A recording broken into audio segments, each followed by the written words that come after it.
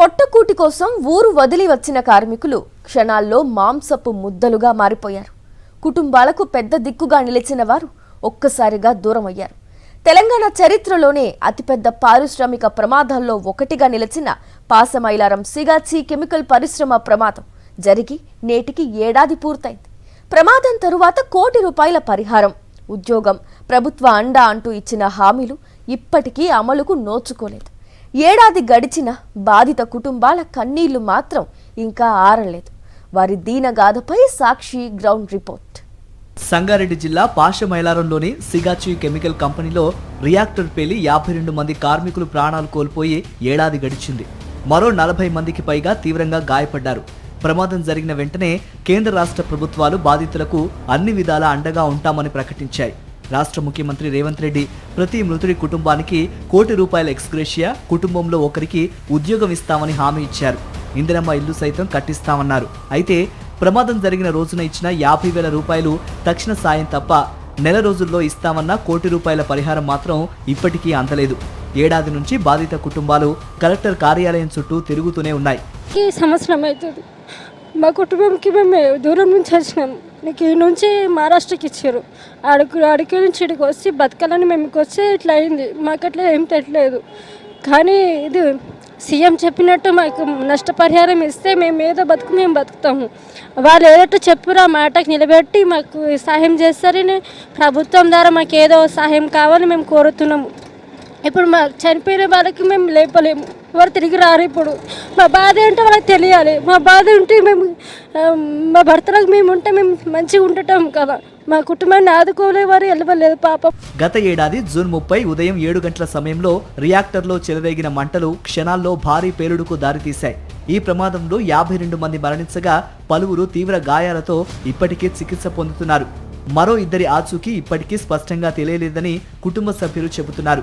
ప్రమాదంపై కేంద్ర రాష్ట్ర ప్రభుత్వాలు వేరువేరు కమిటీలను నియమించాయి. సాంకేతిక నిపుణుల కమిటీ పాతబడిన యంత్రాలు నాణ్యత నియంత్రణలో అధికారుల నిర్లక్ష్యమే ప్రమాదానికి కారణమని నివేదికలో పేర్కొంది. అయినా ఇప్పటివరకు బాధ్యులపై కఠిన చర్యలు తీసుకోలేదని కార్మిక సంఘాలు ఆరోపిస్తున్నాయి.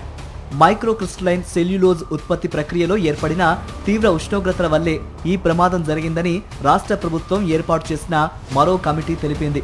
కంపెనీ యాజమాన్యం నిర్లక్ష్యమే ప్రధాన కారణమని స్పష్టం చేసింది. అయితే ప్రమాదం జరిగిన 6 నెలల వరకు కంపెనీ యాజమాన్యంపై చర్యలు తీసుకోలేదు. కార్మిక సంఘాలు హైకోర్టును ఆశ్రయించిన తర్వాతే 7 నెలలకు యజమానిని పోలీసులు అరెస్టు చేశారు. సిగాచి బాధితులకు ₹1 కోటి పరిహారం ఇవ్వాలని బీఆర్ఎస్ తో పాటు సిఐటియు, ఇతర కార్మిక సంఘాలు నిరంతరం డిమాండ్ చేస్తున్నాయి. మృతుల సంఖ్యపైన ఇప్పటికీ వివాదం కొనసాగుతోంది. ప్రభుత్వం 52 మంది చనిపోయారని చెబుతూ ఉంటే మరో 2 కూడా ఇదే ప్రమాదంలో మరణించారని కార్మిక సంఘాలు ఆరోపిస్తున్నాయి. ప్రభుత్వం తరఫున కొంతమందికి మాత్రమే 25 నుంచి 30 లక్షల వరకు పరిహారం అందింది. ఇంకా పలువురు కుటుంబాలు అధికారుల చుట్టూ తిరుగుతూనే ఉన్నాయి. సీఎం ముఖ్యమంత్రి ఇచ్చినటువంటి హామీ ₹1 కోటి హామీ ఏదైతుందో బాధిత కుటుంబాలకు ఇప్పిస్తామని చెప్పేసి అది ఇప్పటికి కూడా నెరవేరలేనటువంటి పరిస్థితి ఉంది. ఏడాది అయినా సరే ముఖ్యమంత్రి హామీకే అతిగతి లేకపోతే ఎట్లా అనేటటువంటిది ఇవాళ సిఐటిగా ముఖ్యమంత్రికి అడుగుతూ ఉన్నాం. అందుకనే తక్షణమే బాధిత కుటుంబాలు ఏవైతున్నాయో బాధిత కుటుంబాలకు ముఖ్యమంత్రి గారు మీరు ఇచ్చినటువంటి హామీని వెంటనే ₹1 కోటి మిగతా డబ్బులు ఇప్పించాలి అని చెప్పేసి సిఐటిగా డిమాండ్ చేస్తూ ఉన్నాం. పరిశ్రమల్లో పనిచేసే కార్మికుల బతుకులు గాల్లో దీపాల్లా మారుతున్నాయి. పటాన్చెరు పారిశ్రామిక ప్రాంతంలో గత ఏడాది జరిగిన వివిధ ప్రమాదాల్లో 85 మందికి పైగా ప్రాణాలు కోల్పోయినా బాధ్యులపై కఠిన చర్యలు మాత్రం కనిపించడం లేదు. ఏళ్లనాటి యంత్రాలు, భద్రతా ప్రమాణాల నిర్లక్ష్యం, తనిఖీల్లో లోపాలు ఇవన్నీ కార్మికుల ప్రాణాలను బలితీస్తున్నాయని కార్మిక సంఘాలు చెబుతున్నాయి. సిగాచి ప్రమాదంలో నేపాల్, ఒడిశా, ఉత్తరప్రదేశ్కు చెందిన 16 మంది మృతదేహాలను స్వగ్రామాలకు తీసుకెళ్లేందుకు కూడా కుటుంబాలకు డబ్బులు లేకపోవడంతో ఇక్కడే అంత్యక్రియలు నిర్వహించాల్సి వచ్చింది. ఆ దృశ్యాలు ఇప్పటికీ ప్రతి ఒక్కరిని కలచివేస్తున్నాయి. ఏడాది గడిచినా పాలకుల హామీలు నెరవేరలేదు. బాధితుల కన్నీళ్లు ఆగలేదు. మరిన్ని అప్డేట్స్ కోసం ఛానల్ను సబ్స్క్రైబ్ చేయండి. నోటిఫికేషన్స్ కోసం బెల్ ఐకాన్ పై క్లిక్ చేయండి.